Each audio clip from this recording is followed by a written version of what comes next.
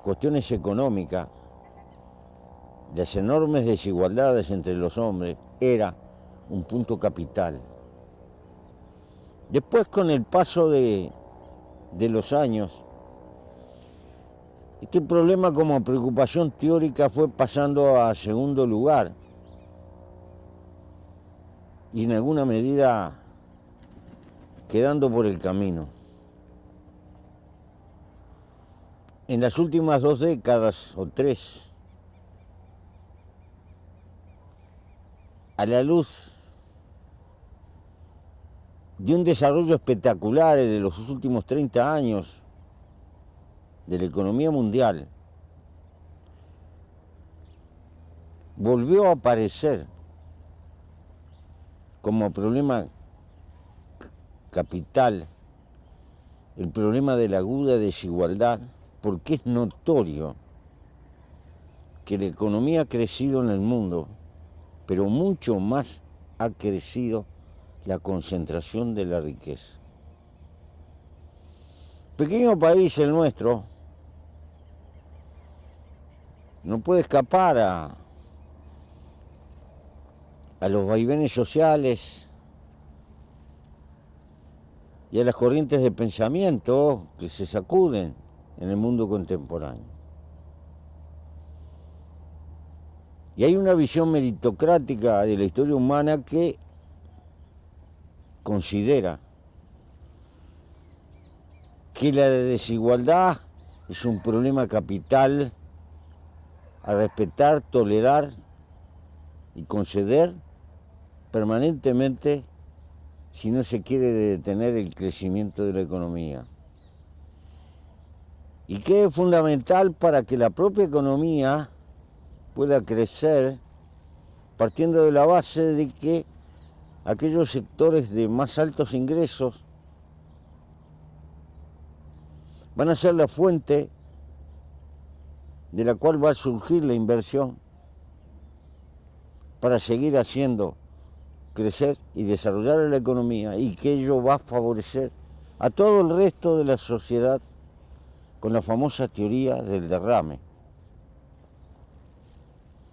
Y que la desigualdad es inherente a un hecho capital real, es que los seres humanos, siendo semejantes, somos diferentes, y que como tal, esas diferencias se van a expresar de que unos son más capaces, otros menos. Unos tienen mayor compromiso con el esfuerzo y otros no tanto. Y por lo tanto van a recoger en la vida el resultado de sus condiciones naturales y sus aptitudes. Y con esta explicación, esta enorme desigualdad que expresan las sociedades contemporáneas se la considera como un fenómeno natural. Para nosotros esta no es una verdad definitiva que está esculpida en la piedra inmemorial del tiempo.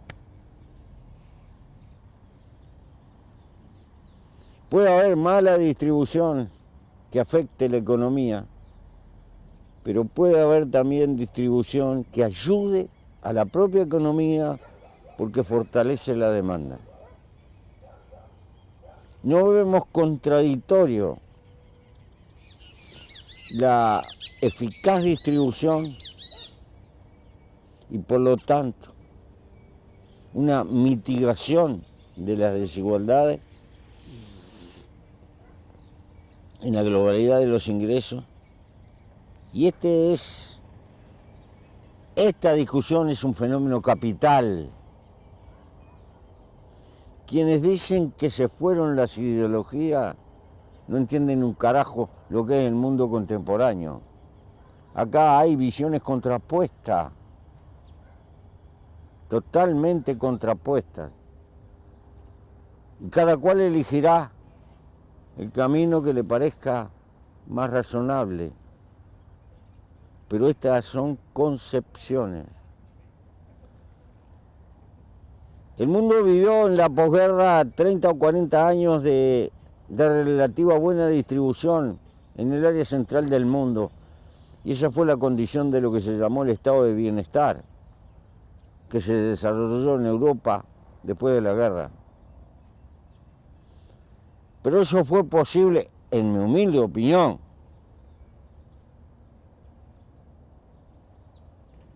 por las condiciones del mundo,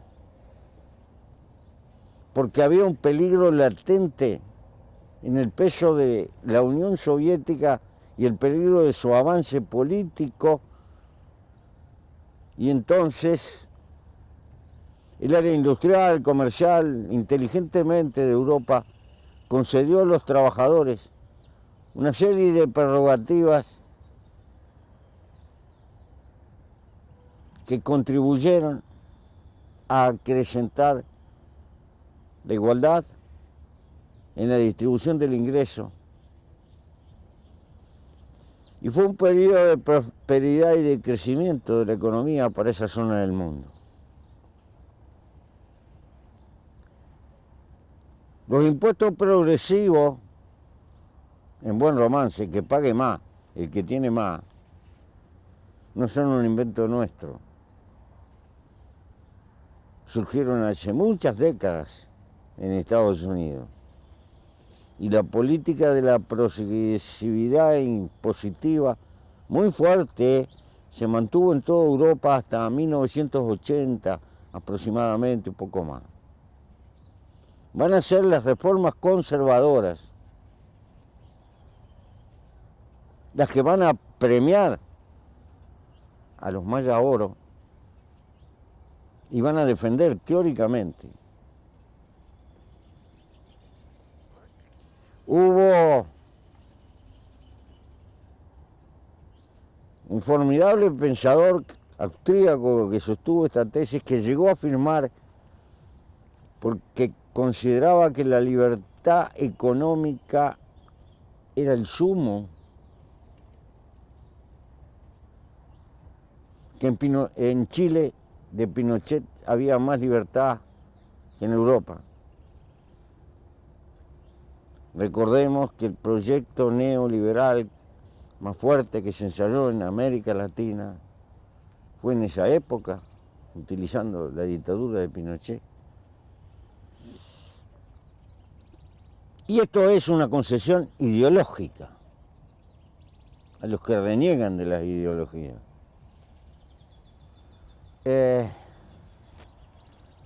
También los que tenemos otra visión tenemos que recoger el guante de la historia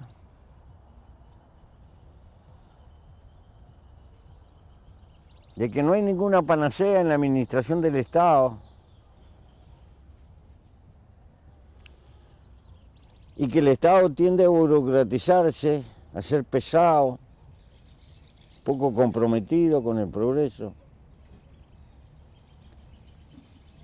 y que esa política necesita cambio, seguramente, pero no aceptamos la contradicción insalvable, Estado, economía privada.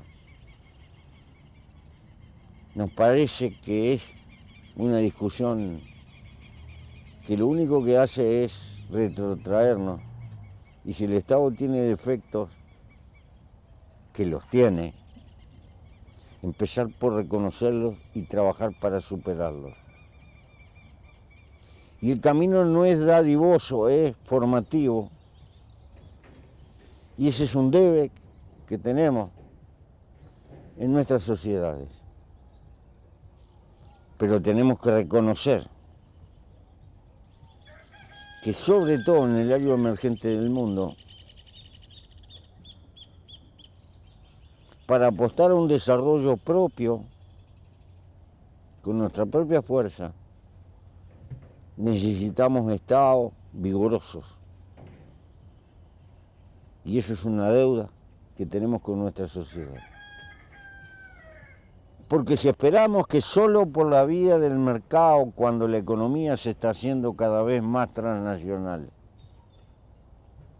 y los países pierden soberanía, nada más ni nada menos que con el excedente hablando más sencillo, con la ganancia. Porque lo que mueve la economía es esencialmente que Juan y Pedro ganan y vuelven a invertir para seguir ganando más.